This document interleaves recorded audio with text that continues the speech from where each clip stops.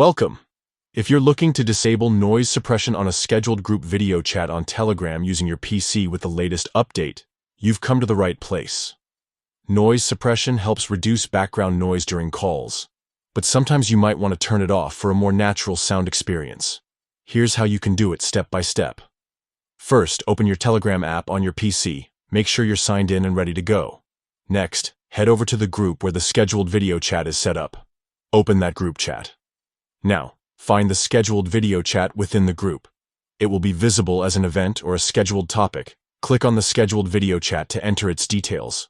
Once inside, look at the top right corner and click on the three dots menu. This will open a small menu with several options related to the video chat settings. In that menu, select Settings. This will bring up various controls for your video chat. Look for the noise suppression option in the settings. By default, this feature is usually enabled to keep the audio clear and free from background distractions. To disable it, simply toggle the noise suppression setting off. After you've turned off noise suppression, don't forget to click Done to save your changes. And that's it. You've now disabled the noise suppression for the scheduled group video chat on Telegram using your PC.